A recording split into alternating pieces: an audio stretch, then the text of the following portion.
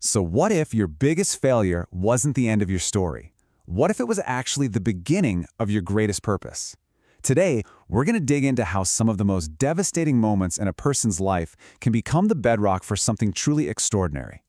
Let's just start with this one sentence. It's got an entire epic pact inside it. He was insulted by the king, then he destroyed the kingdom.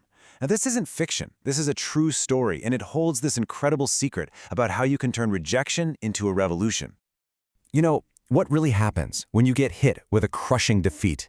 A public humiliation, a lifelong dream just turning to dust. For most people, that's where the story ends. But we're about to look at two lives separated by centuries, where that exact moment was, believe it or not, just the beginning. On one side, you have Chanakya, a master strategist from ancient India, and on the other, APJ Abdul Kalam, a visionary scientist in modern India. Two totally different men, two different eras, but they share this one powerful, common experience, a defining, gut-wrenching failure. Okay, let's start with Kalam. For him, this wasn't just some career choice, it was a deep, burning passion. Since he was a kid, he dreamed of soaring through the skies, serving his country as a fighter pilot in the Indian Air Force. I mean, this was it. This was the one goal he had been working towards his entire life. And he poured his whole soul into it, right? Aced all the grueling tests, the interviews. Out of 25 of the absolute brightest candidates in the whole country, he ranked ninth. Ninth! He was right there, you can taste it, on the absolute edge of his dream. But here comes the gut punch, the crushing reality. There were only 8 positions available. 8. He missed his entire life's ambition by a single spot. And just like that, the dream was gone. The devastation was, you can only imagine. It was absolute. So Kalam's failure was deeply personal, right? A quiet heartbreak. But now, let's travel back centuries to a rejection that was just as painful, but devastatingly public. Let's talk about the scholar, Chanakya. Chanakya was this respected advisor in the powerful Nanda court. But when he spoke a difficult truth to the arrogant King Dhanananda, the king didn't just disagree with him. No, he publicly humiliated him with words just like these and then had him physically thrown out of the court. This was way more than just getting fired. It was a profound act of dishonor in front of everyone. And this is the turning point. Because the failure itself isn't the real story.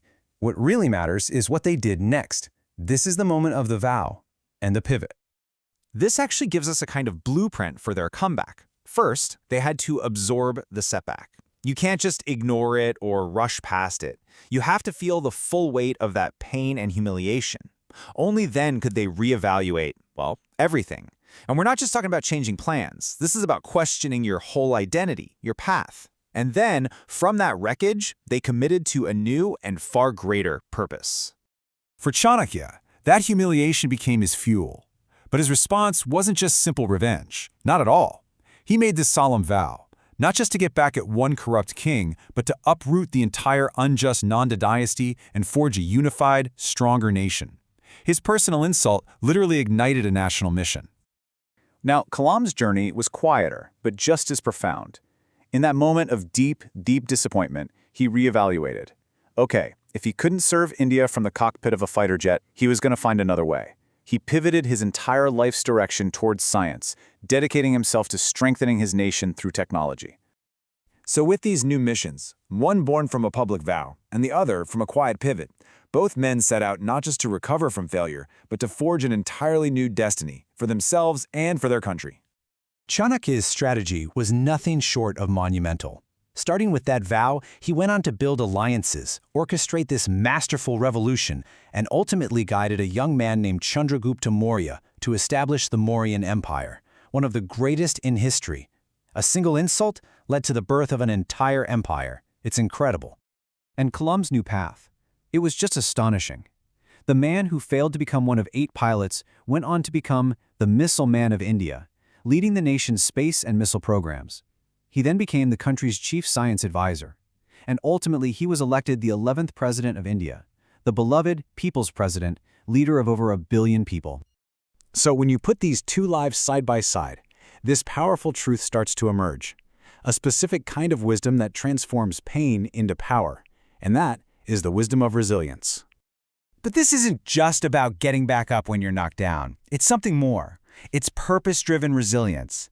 It's the act of taking the raw energy from your biggest failure and channeling it into a purpose, a mission that's far greater than your original dream ever was. So, what's the ultimate lesson here? It's this. The failure you think has ended your story might just be the very thing that allows you to write a much, much greater one. Your biggest setback can actually become the architect of your life's true purpose. And that brings us right to the final thought, a question for you. Think about the setbacks in your own life. What failure are you allowing to define you when it could be the very thing you need to refine you?